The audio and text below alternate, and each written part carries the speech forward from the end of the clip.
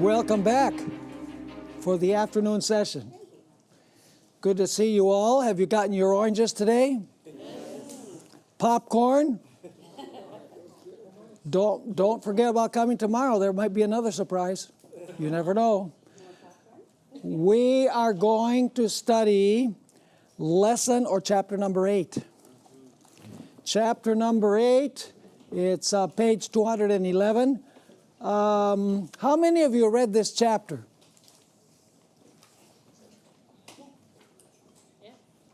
Yeah. 5 or 6.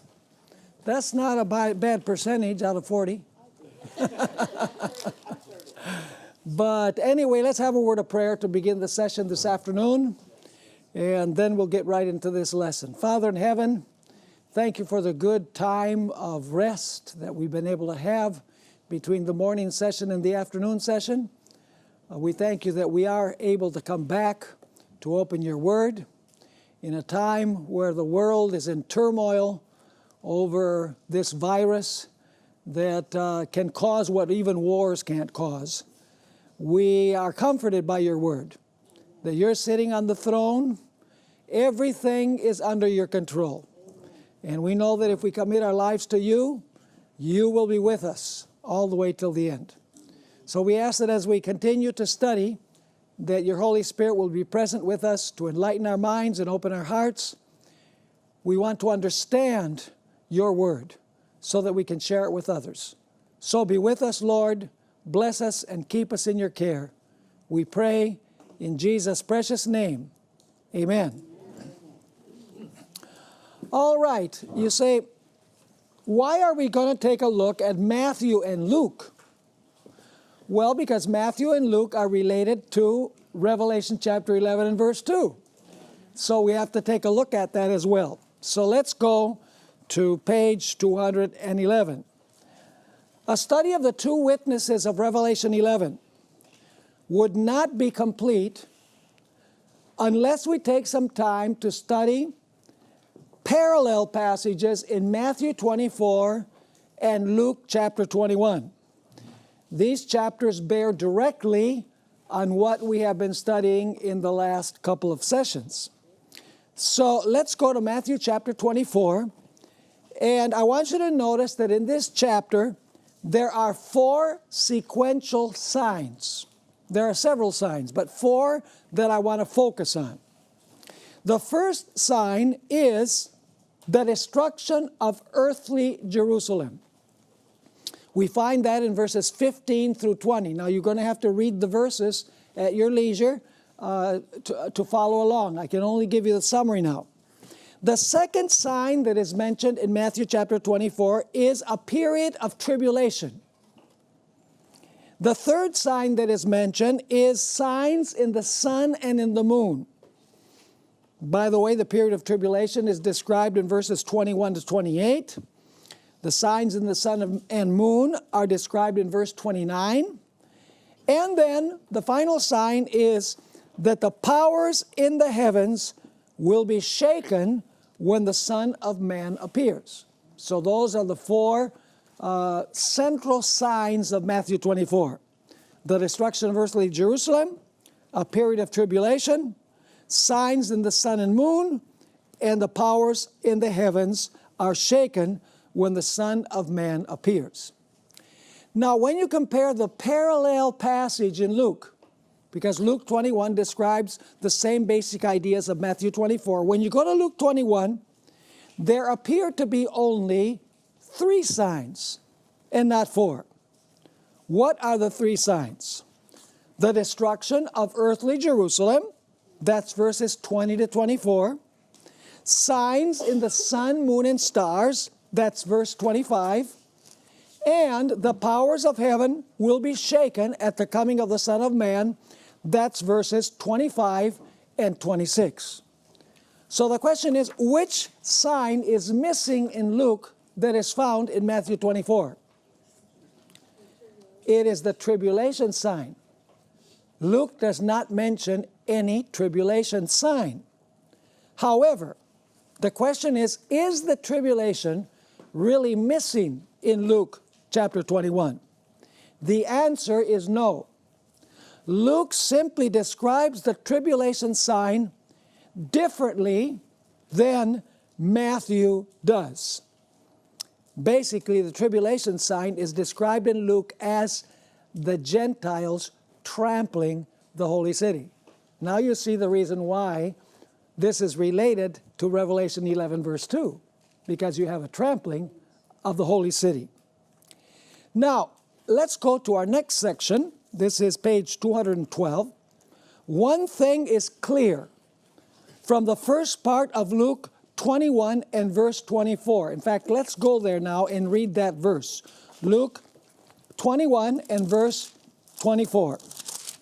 And let's see what fact is clear there in this particular verse. It says there, and they, this is the Jews, will fall by the edge of the sword and led away captive into all nations. And you'll notice in the New King James Version, there's a period there, right? Which makes the separation. So, and they will fall by the edge of the sword and be led away captive into all nations. And then I want you to notice the second part of the verse. And Jerusalem will be trampled by Gentiles until the times of the Gentiles are fulfilled. Is that, does it have any relationship with Revelation 11 verse 2? Very clearly. Instead of 42 months, you have the expression, the times of the Gentiles, right?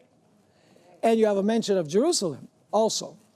So, you'll notice here in Luke chapter 21 and verse 24, that you have the literal destruction of the literal city of Jerusalem and its literal temple in the first half of Matthew chapter 21 and verse 24.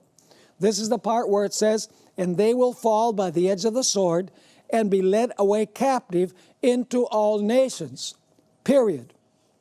On the other hand, the second part of Luke 21 verse 24 describes the trampling of spiritual Jerusalem by spiritual Gentiles during a symbolic period. In other words, Luke chapter 21 verse 24 is speaking about two tramplings of Jerusalem. The first refers to literal Jerusalem. The second half of the verse refers to spiritual Jerusalem. Now, let's notice what principle we are applying here.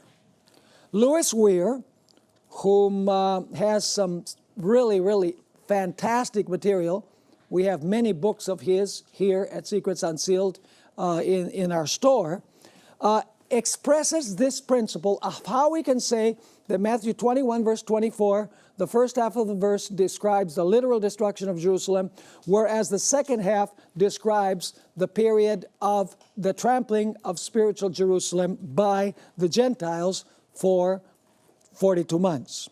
Here's the principle. In his book, The King of the North at Jerusalem, page 75, he wrote, when passing over into the Christian era, there is an automatic transition from what? From literal to spiritual Babylon. Is Revelation's Babylon the literal city over in Iraq? No, of course not. It is a spiritual global system, right? The harlot is seated on many waters. All nations, tongues, and multitudes follow the harlot. Babylon at the end of time is global. In the Old Testament, when Israel is God's literal people, Babylon is what? Literal. Very important principle. The statement continues, when passing over into the Christian era, there is an automatic transition from literal to spiritual Babylon, from literal to spiritual what? Jerusalem, from literal lands of Israel and Babylon to their spiritual antitypes. What is a spiritual antitype of Babylon? The papacy. What is the spiritual antitype of Jerusalem? The saints of the Most High. Aren't those the two enemies in Daniel 7 and Revelation 13? Absolutely. So, what is Jerusalem in the period of the Christian church? It's a church. What is Jerusalem when Jerusalem was destroyed by the Romans. It is literal Jerusalem. So if we're dealing with literal Jerusalem, Jerusalem is literal. If we're dealing with spiritual Jerusalem, Jerusalem, of course, is symbolic. Are you understanding the principle? By the way, when did probation close for the literal Jewish nation? In the year 34, when Stephen was stoned. There you transition to what? To the Christian church, which is now Jerusalem. Not literal Jerusalem. Symbolic or spiritual Jerusalem. Now let's go to the bottom of page 212. When the second part of Luke 21, verse 24, describes the trampling of Jerusalem, it is not referring to what? To the physical city of brick and mortar. Jesus is what? Personifying the city. He's treating the city as a person, in other words.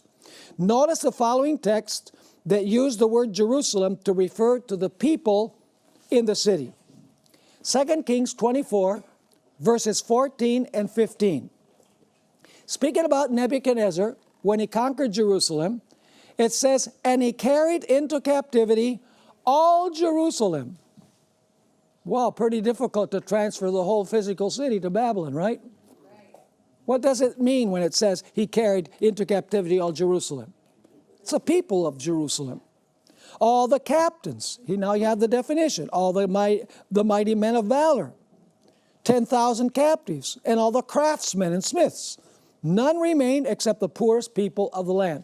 So Jerusalem is defined as the what? As the people that live in the city. Jesus in Luke 19, 41 to 44 said something similar. Jesus is descending the Mount of Olives to Jerusalem to enter the temple for the final times of his ministry. And we're told there, now as he drew near, he saw the city and wept over it, saying, if you had known, even you. Who is he talking to? The city. So, can a city really hear what he's saying? Once again, Jerusalem refers to what? To the inhabitants. Now as he drew near, he saw the city and wept over it, saying, if you had known, even you especially this in your day, the things that make for your peace. However, now they are hidden from your eyes. For days will come upon you when your enemies will build an embankment around you, surround you, and close you in on every side, and level you and your children within you. So it's not only the physical city, but what? The children that live there. Your children within you to the ground. And they will not leave in you one stone upon another, because you did not know the time of your visitation. So what is Jerusalem? In the Old Testament, Jerusalem is the population of Jerusalem. In the church age, what is Jerusalem? It is the members of the Christian church. It is globalized, if you please. Notice also Matthew 23, 37 to 39. Once again, Jesus personifies Jerusalem. Oh, Jerusalem, Jerusalem, the one who kills the prophets and stones those who are sent to her. How often I wanted to gather your children together, as a hen gathers her chicks under her wings. So it's the children, right? That is the city. But you were not willing. See, your house is left to you desolate. For I say to you, he's speaking about Jerusalem, you shall see me no more till you say, blessed is he who comes in the name of the Lord. So far, so good? Clear? Okay. Now, let's go to the four key elements in Luke 21, verse 24, the second half of the verse, and Revelation 11, verse 2. What do these two verses have in common? Is there a mention of Jerusalem in both? Yes. Yes. Is there a mention of trampling in both? Yes. Is there a mention of Gentiles in both? Is there a mention of times in both? Yes. In Luke, it is the times of the Gentiles, whereas in the book of Revelation, it is specified as what? 42 months. So what are the times of the Gentiles? The times of the Gentiles are 42 months. Now let's notice Revelation 11, verses 2 and 3. This is what we already studied earlier today. However, leave out the court which is outside the temple, and do not measure it. For it has been given, is the usual way that it was translated, but we notice that the better translation is what? For it was given to the Gentiles. When was it given to the Gentiles? In what year? In the year 538. It was given to the Gentiles. And what would the Gentiles do after 538? And they will tread the holy city. What is the holy city? What is the holy city? Yeah, Jerusalem. What kind of Jerusalem? Spiritual Jerusalem. Because here we're in the Christian age. We're no longer dealing with literal Israel. We're dealing with the Christian age. Now let's read once again Revelation 11, verse 2 and 3. However, leave out the court which is outside the temple, and do not measure it. For it was given to the Gentiles, and they will tread the holy city underfoot for 42 months. And I will give power to my 2 witnesses, and they will prophesy 1,260 days, clothed in sackcloth. Are the 42 months and the 1,260 days the same period? Yes, they are the same period. Now, here comes a key point. When John wrote Revelation 11, verse 2, at the end of the 1st century, it is believed that John wrote the book of Revelation around the year 95 AD. When was the city of Jerusalem destroyed? In the year 70. So the city had already been destroyed for how long? At least for 25 years. So when John wrote Revelation 11, verse 2, at the end of the 1st century, the Romans had destroyed the literal city of Jerusalem, and it had been in ruins for 25 years. So can Revelation 11, verse 2 apply to literal Jerusalem? No. The Gentiles had already taken the Jews captive. So this cannot refer to the trampling of the literal city of Jerusalem in the year 70 AD. Even the literal treading down of the outer sanctuary had taken place more than 42 months before John's time. So even if you take the 42 months as being literal, that doesn't amount to 25 years. Implying that the number was what? It can't be a literal number, because Jerusalem was destroyed 25 years before.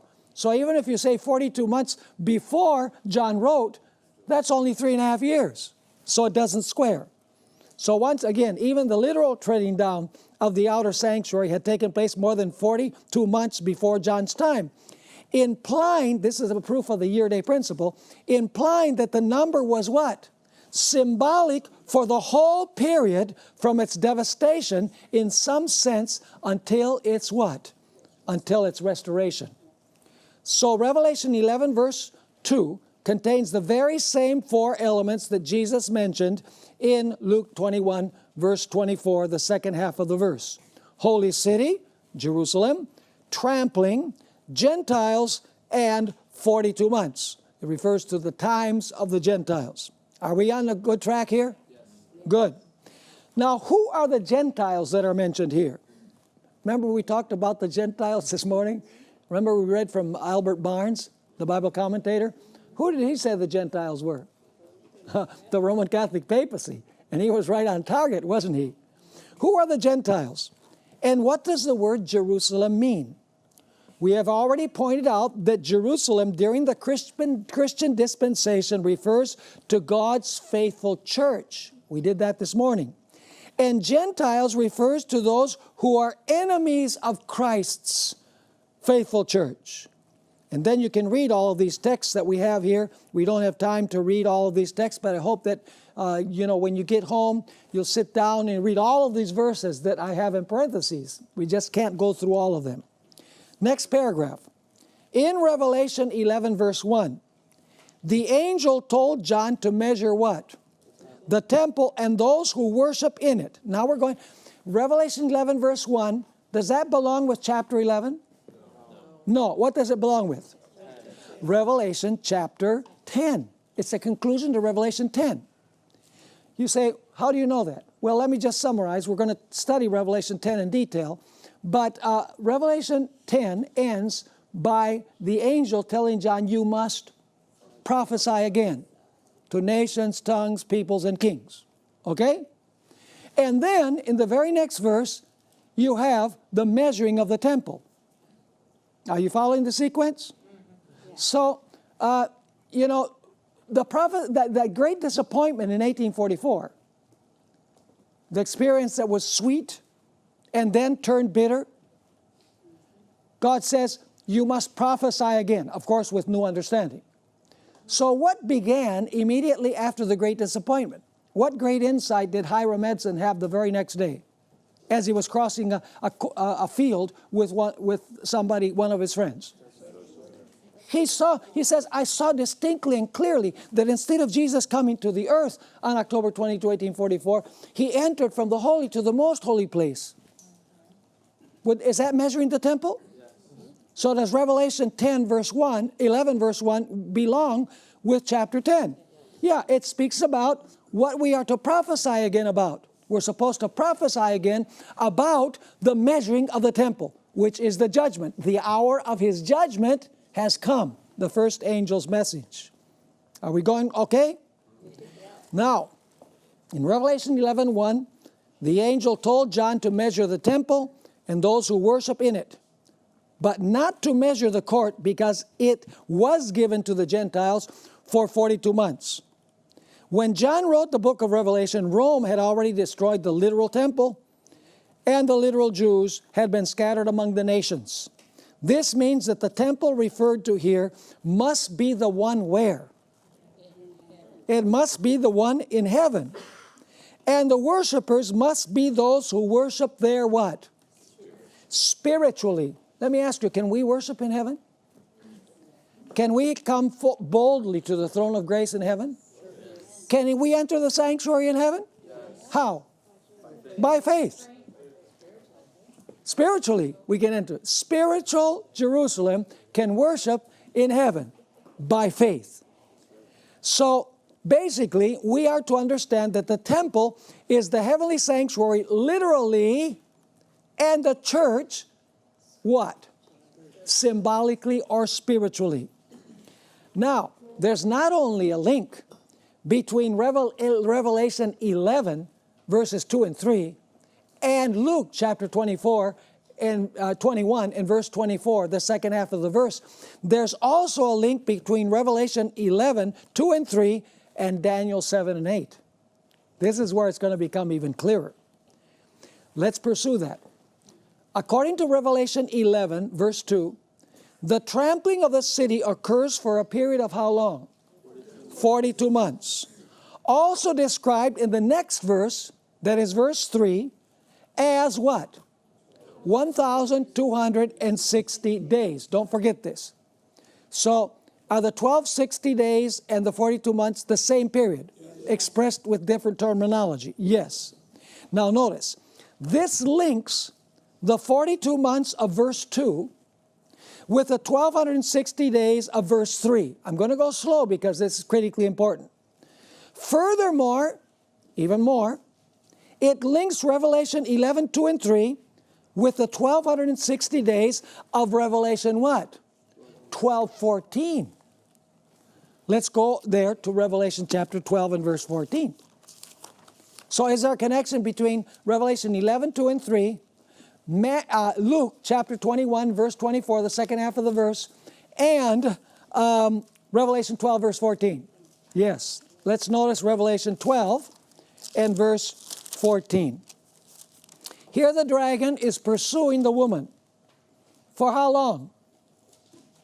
Well, let's read.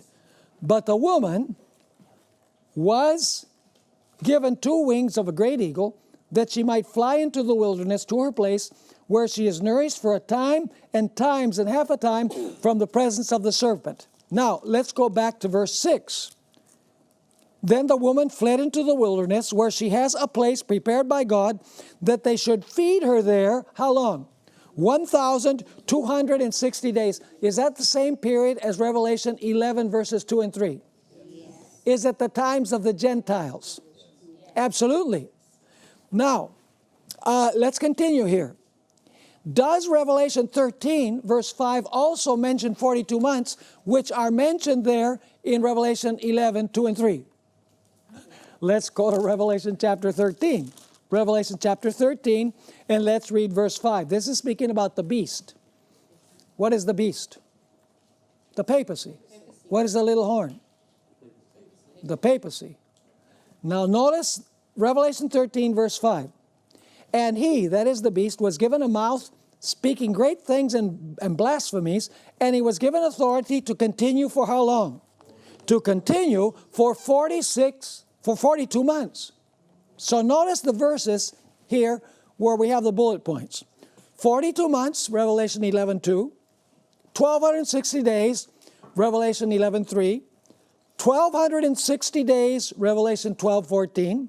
42 months, Revelation 13 and verse 5. And did you notice we have times, and the dividing of time also there in Revelation chapter 12? Where do we find that also? In Daniel 7, verse 25. So here's my question. Is Revelation 11, 2 and 3, Luke, chapter 21, verse 24, the second part of the verse, Revelation chapter 12, verse 6 and verse 14, Revelation chapter 13 and verse 5, Daniel chapter 7, verse 25, are those verses addressing the very same powers? Yes. So now, you have a very interesting issue because, once again, the importance of the literary structure. Revelation chapter 12, for example, mentions that the dragon will persecute the woman for times, and the dividing of time. That's 538 to 1798. But now, wait a minute. Didn't we in chapter 11 study about the French Revolution? Well, that's in the 1790s. So is Revelation 11 and 12 in chronological order? No. They're not in chronological order. What is Revelation 12 doing? It is now going to go back and it's going to amplify some details that we have in Revelation 11. Revelation 13 mentions the 42 months. So there's still something to say in Revelation 13 that wasn't said in Revelation 12, that wasn't said in Revelation 11. Are you following me? This is the importance of the literary structure of the book of Revelation. Now let's continue, middle of the page 215. In order to understand Revelation 11, 2 and 3, we must go back to the Old Testament roots of this prophecy, and we find those roots where? In Daniel 7, 21 and 25. Daniel 8, 11 to 13, and Daniel 11, 31 to 35. In these verses, we find a power that tramples underfoot what?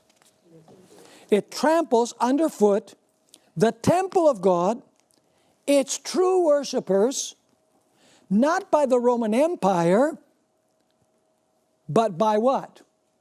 By a rebellious little horn that introduced an idolatrous Christian worship that caused desolation. Let's go to Daniel chapter 8 for a moment, where the little horn is described. Daniel chapter 8.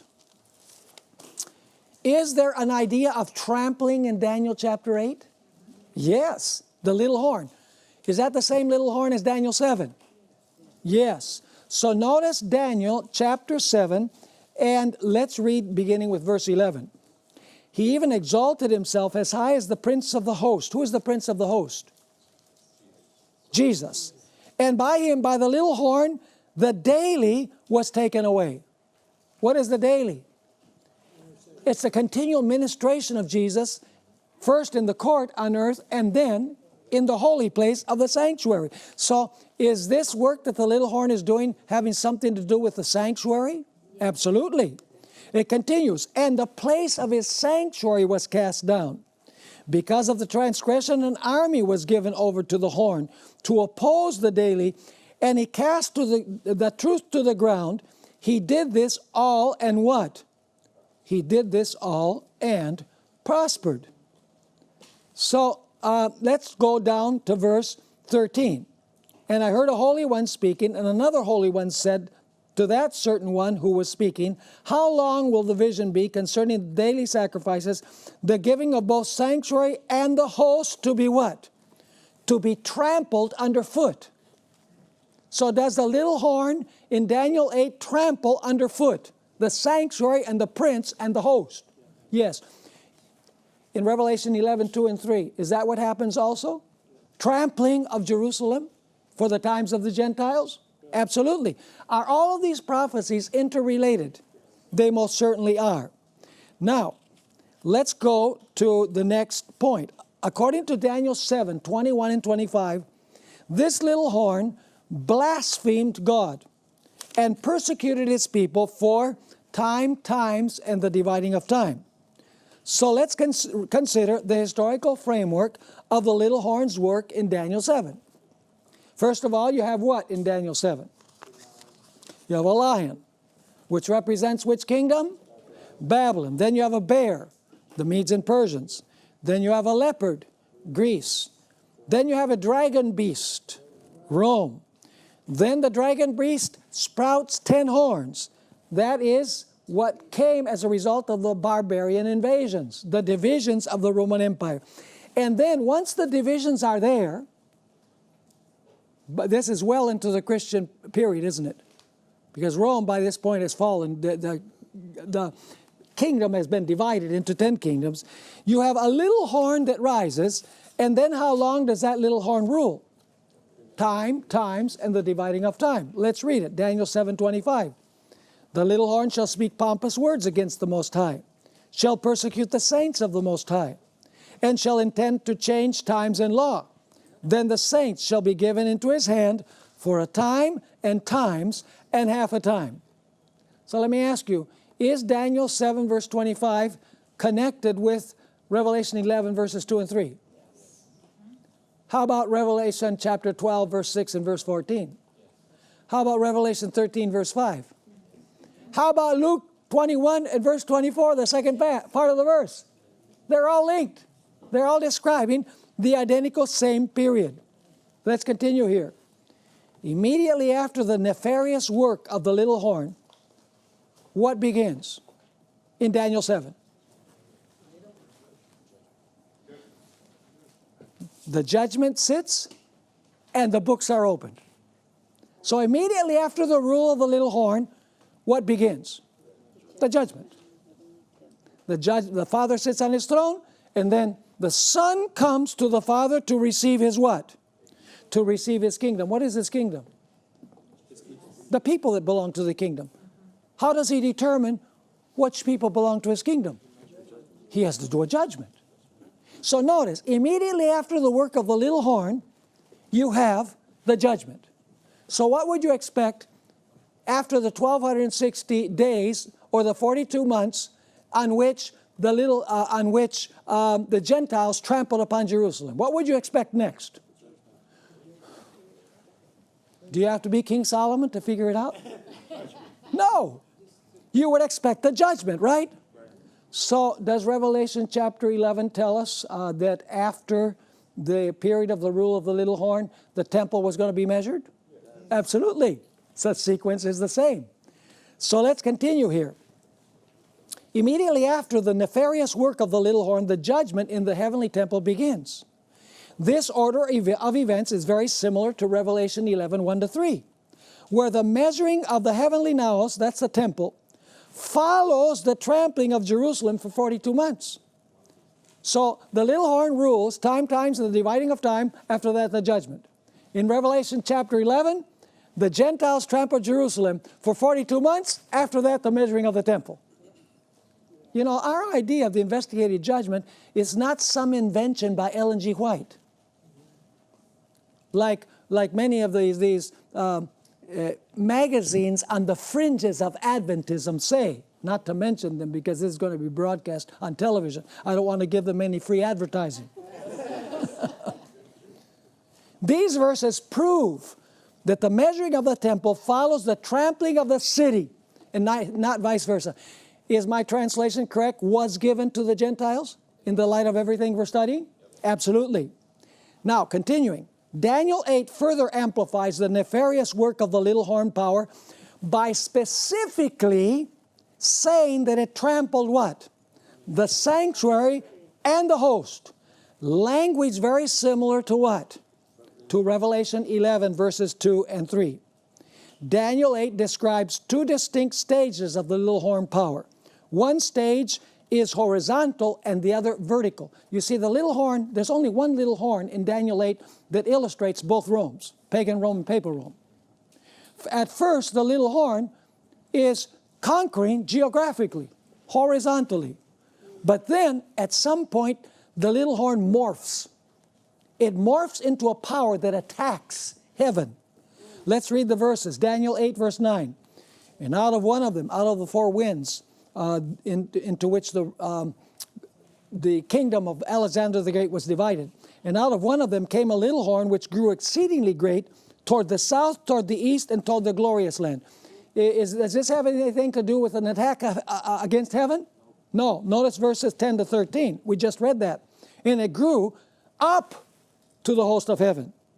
And it cast down some of the host, some of the stars to the ground, and trampled them. Could this be possibly the reason why a third of the stars were eclipsed? He even exalted himself as high as the prince of the host. In other words, he even attacks Jesus and his ministry in the sanctuary. And by him, that is by the little horn, the daily was taken away, which is the ministration of Jesus in the holy place. And the place of his sanctuary was cast down. Because of the transgression, an army was given. This is the state, by the way. An army was given over to the horn to oppose the daily, and he cast truth down to the ground. He did all this, and what? Prospered. How long did it prosper? 42 months. 1260 days. The times of the Gentiles. Times, and the dividing of time. Continues saying in verse 13, Then I heard a holy one speaking, and another holy one said to that certain one who was speaking, How long will the vision be concerning the daily sacrifices and the transgression of desolation, the giving of both the sanctuary and the host to be trampled underfoot? What is the answer? Unto 2,300 days in the sanctuary will be cleansed. In other words, the judgment will what? The judgment will begin. Revelation 13, verses 1 and 2, and verses 5 through 7, also mention the 42 months. There, the beast persecutes the saints, blasphemes the heavenly tabernacle, and those who dwell in heaven. Is that parallel to Daniel 8? Did the little horn of Daniel 8 persecute God's people, the saints? Yes. Did it blaspheme the heavenly tabernacle? Revelation 13 says that. The sequence of powers is identical to the one in Daniel 7. Lion, bear, leopard, dragon, 10 horns, and beast. Whereas in the Old Testament, it was lion, bear, leopard, dragon, 10 horns, and little horn. In other words, little horn is the same as the beast. The inevitable conclusion is that this Jerusalem that is described in Revelation 11, 2 and 3 is the Christian era, is taking place in the Christian era after the demise of what? Of the Roman Empire. So are we dealing with literal Jerusalem in the second half of Luke 21, verse 24? No. It is another Jerusalem. It is spiritual Jerusalem. So you have here a link between Daniel 7 and 8 and Revelation 11 and 13. You have a lion, a bear, a leopard, a dragon, 10 horns, and then a beast that rules for 42 months. Let's read the verses. And he was given a mouth, speaking great things and blasphemies. And he was given authority to continue how long? 42 months. Does that connect with Revelation 11, verses 2 and 3? Absolutely. Is the beast the same as the Gentiles? In Revelation 11, 2 and 3. Is the beast the same as the Gentiles? Is the little horn the same as the Gentiles? Absolutely. So was Albert Barnes right in what he said? Oh, you better believe it. Of course, he didn't realize the implications of what he was writing. It says, Then he opened his mouth in blasphemy against God to blaspheme his name and his what? Tabernacle. Is that what the little horn did in Daniel 8? Yes. And those who dwell in heaven. Did the little horn in Daniel 8 cast the stars to heaven, to the earth? Yeah, representing God's people. It was granted to him to make war with the saints and to overcome them, and authority was given him over every tribe, tongue, and nation. Now what about Daniel 7 and Revelation 12? Furthermore, Revelation 11 verse 3 bears a relationship with Revelation 12:14 because both refer, actually it should be Revelation chapter 12 verse 6, because both refer to what? to 1260 days, or is it the other way around? Let's see here. Revelation chapter 12 and verse 14. It's verse 6 and verse 14. Actually, verse 6 says, then the woman fled to the wilderness, that she should be there 1260 days. So this should be Revelation 11:13 bears a close relationship with Revelation 12 verse 6, not Revelation 12 verse 14. So you need to make a correction there. Even further, the terminology of Revelation 12 and verse 6 shares a common language with Revelation 12:14. That should be 12:14 there. And Revelation 12:6 in turn has a connection with Daniel what? 7:25 by the common reference to time, times, and the dividing of time. Let's read those verses so we can catch the nuance very clearly. Revelation 12:13 and 14. Now when the dragon saw that he had been cast to the earth, he persecuted the woman who gave birth to the male child. But the woman was given 2 wings of a great eagle, that she might fly into the wilderness to her place, where she is nourished for a time, times, and half a time from the presence of the serpent. In verse 6, it says, this should be Revelation 12, verse 6, and the other one should be Revelation 12. You need to make those corrections there. And I'm sure Jeannie is writing this down. But anyway, Revelation chapter 12 says, then the woman fled into the wilderness, where she has a place prepared by God that they should feed her there. How long? 1,260 days. So in Revelation 12, you have 1,260 days, and you have time, times, and the dividing of time. Where does that come from, time, times, and dividing of time? It comes from Daniel 7, verse 25. Let's read it. He shall speak pompous words against the Most High, shall persecute the saints of the Most High, shall intend to change times and law. Then the saints shall be given into his hand for a time, times, and half a time. Are you following me? So must we study Revelation 11, actually verse 2 through verse 6, which is describing the 4th trumpet, or the 1260 years. Must we study that passage along with Luke 21:24, the second half of the verse, along with Daniel chapter 7, Daniel chapter 8, Revelation chapter 12, and Revelation chapter 13. They're all describing the same event, the same power. Now, let's go to the middle of page 218. Therefore, we can safely reach the conclusion that the 3.5 times, the 1260 days, and the 42 months are all parallel expressions. A careful study of these prophecies indicates clearly that their fulfillment took place during a 1260-year period after the disintegration of the Roman Empire. This means that the Jerusalem spoken of in Luke 21 is not literal Jerusalem, but rather what? Spiritual Jerusalem, because literal Jerusalem had already been devastated by the year 70 AD. Now, once again, Albert Barnes. I wish that he had been here today. He didn't have all the light. You know, he wrote more than a century ago, actually. So notice what he wrote, right on target. The 42 months would embrace the whole period of the ascendancy and prevalence of the papacy. So did Albert Barnes believe in the year-day principle? Yeah. Of course he did. The Protestant reformers believed in the year-day principle. But you know where it disappeared? You need to read my book, Futurism's Incredible Journey. There I document why the Protestant world abandoned the year-day principle, because the Millerites used the year-day principle to say that Jesus was coming on October 22, 1844. And when Jesus did not come, they said the method was wrong. Sad. So, the 42 months would embrace the whole period of the ascendancy and prevalence of the papacy. Would that be more than 42 literal months? Of course. Or the whole time of the continuance of that corrupt domination in which Christendom was to be trodden down and corrupted by it. So according to him, Who are the Gentiles? The papacy. And what is Jerusalem? Christendom, right? And then he continues, thus regarded, this would properly express the time of the ascendancy of the papal power and the end of the 42 months, or 1,260 years, would denote the time when the influence of that power would cease. In other words, it gives us a starting point and it gives us what? The ending point of the dominion of the papacy. Even the rocks will cry out.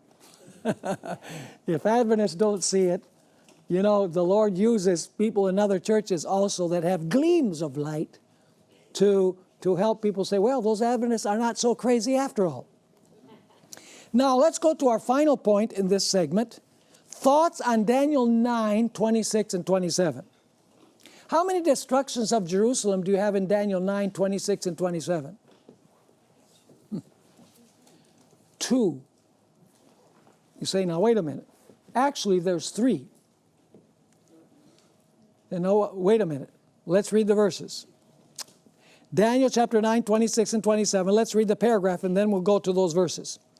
We have reached the conclusion that the 2 halves of Luke 21, 24 describe 2 distinct tramplings of 2 different Jerusalems. The first half describes literal Jerusalem, trampled by the literal Romans. The second half of the verse describes the trampling of spiritual Jerusalem, that is the church, by spiritual Rome, that is the papacy. Revelation 11 verse 2 expands upon the second half of Luke 21 and verse 24. Now let's read Daniel 9, 26 and 27. You remember that God allowed it to the Jews how many weeks? 70 weeks. He says, I'm going to give you 70 more weeks of grace. This is your opportunity. And if you don't shape up, I'm going to ship you out. Is basically what he's saying. Now, notice Daniel 9:26. After the 62 weeks, and it's understood that it's the 62 plus the 7, which is 69, Messiah shall be cut off, but not for himself. What is that referring to? The death of Jesus. And the people of the prince who is to come, who are the people of the prince who is to come? Jews. The people are the Jews. And who is the prince? Jesus. Jesus. So did the people destroy their own city? Yep. And the people of the prince who is to come shall what? Destroy the city and the sanctuary. Which city and sanctuary? So at the end of the 70 weeks, what was going to happen? Eventually, Jerusalem and its sanctuary was going to be what? Destroyed. When was that fulfilled? In the year 70. And then it describes what it's like. The end of it shall be with a what? With a flood. Till the end of the war, desolations are determined. So you have the word desolations are determined. Then he shall confirm a covenant with many for 1 week. Goes back to talk about the final week. But in the middle of the week he shall bring an end to sacrifice and offering. And now it refers once again to the destruction of Jerusalem. And on the wing of abominations shall be one who makes what? Desolate. Does Matthew 24 refer to the Roman armies as the abomination of desolation? Absolutely. So, but in the middle of the week he shall bring an end to sacrifice and offering, and on the wing of abominations shall be one who makes desolate, even until the consummation which is determined is poured out on the desolate. Now these verses describe the trampling of what? Literal Jerusalem in the year 70. It is significant that the words abomination and desolation appear in Matthew 24 and verse 15, and they reappear here. It is probable that Daniel 9, 26 and 27 not only refers to a future desolation of literal Jerusalem in the year 70, but also to the subsequent desolation at the end of time. This seems to be the case because the plural form desolations means more than one desolation. Thus, plural form implies more than one desolation. If this is the case, then the first part of Daniel 9:27 depicts the first desolation of literal Jerusalem in AD 70, as does the first part of Luke 21, verse 24, while the second part of Daniel 9:27 describes the desolation of what? Of spiritual Jerusalem that Jesus described in the second part of Luke 21, verse 24. Matthew and Mark, now listen carefully, Matthew and Mark referred to this period as the what? As the tribulation. A word that Jesus used to refer to as what? As the trampling of Jerusalem by the Gentiles. So in other words, the tribulation is what?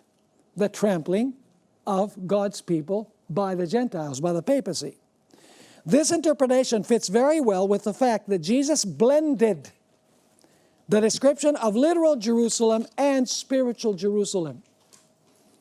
You have two statements here. The prophecy which he uttered was what? Twofold in its meaning. While foreshadowing the destruction of Jerusalem, the literal Jerusalem that is, it what? Prefigured also the terrors of the last great day. And incidentally, there's something more here. How many stages does the papacy have? Two. What is the first stage? The 1260 years. What will be the second stage? When its deadly wound is healed. Did the papacy trample upon Jerusalem during the first period of its dominion? Yes.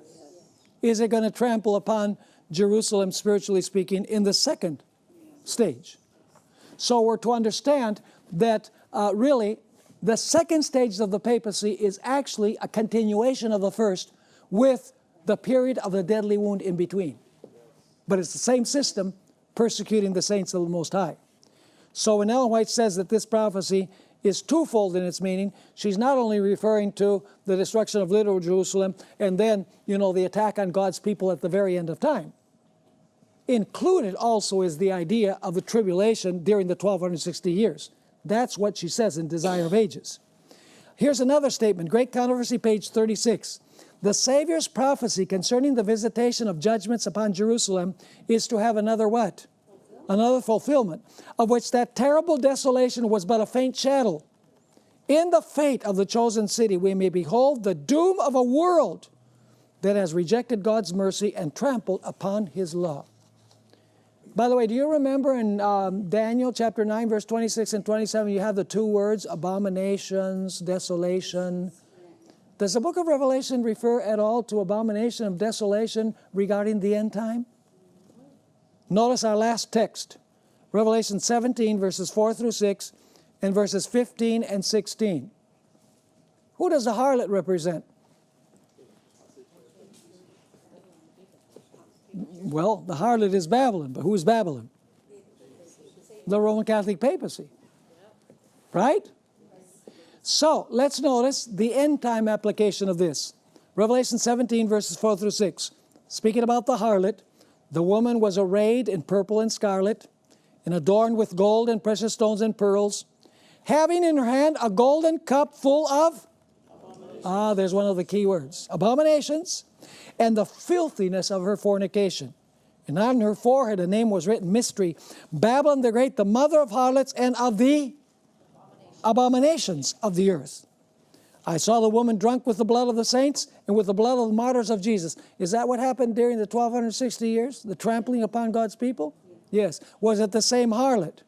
Yes. Was she filled with the same abominations? Yeah, only this is the end time dimension. There was one during the 1260 years. This is the last one. It continues. When I saw her, I marveled with great amazement. And then notice verse 15. What's going to happen to the harlot? Because of her abominations, what's going to happen? She will be left what? Desolate. Incidentally, do you know what the abomination of desolation means? It means because of the abominations, desolation will come. That applies, by the way, to the United States. We won't get into that now. Verse 15, then he said to me, the waters which you saw where the harlot sits are peoples, multitudes, nations, and tongues. And the 10 horns which you saw in the beast, these will hate the harlot Did France hate the harlot at the end of the 1260 years? Are the political rulers going to come up with hate again? Yes. So it says, and the 10 horns which you saw in the beast, these will hate the harlot and make her, there's another key word, desolate and naked, eat her flesh and burn her with fire. By the way, that's a way of saying that they're going to really be mad. Even further, the last paragraph, 2 Thessalonians 2 explains that there would be a long period of apostasy before Jesus comes. True or false? Well, let's go to 2 Thessalonians 2. We only have a very, very short couple of minutes here, but let's go to 2 Thessalonians chapter 2. Were the Thessalonians expecting Jesus to come in their day? Yeah, in 1 Thessalonians, the Apostle Paul said, we who are alive and remain shall be caught up. So they say, oh, we're going to be alive because it's those who are alive and remain. So Paul writes a second epistle. He says, no. He said, you misunderstood me. Jesus is not going to come until a long period of apostasy in between. Notice 2 Thessalonians chapter 2 and verse 3. Let no one deceive you by any means, for that day, that is the day of Christ's coming, will not come unless the falling away comes first. The word in Greek is unless the apostasia comes first. And the man of sin is revealed. Who is the man of sin? The little horn, the beast, the harlot, the king of the north, the abomination of desolation, the Antichrist. Doesn't matter which name you choose. And what is he going to do? Is he going to attack God? Yes. Who opposes and exalts himself above all that is called God or that is worshipped, so that he sits as God where? Did the little horn attack the sanctuary? Did he usurp the position of Christ? Yes. So it says the man of sin sits as God in the temple of God, showing himself that he is God. So were you able to follow what we studied? Yes. We did it quickly. But the good thing is it is written. So you can go back and you can look at it, you can study it, you can read all of the verses that we've included here. So we have discussed the first, second, third, fourth, and fifth trumpets. And we're still not ready to go to the sixth trumpet, because we still have to study Revelation 10, but before that, Daniel 12:4.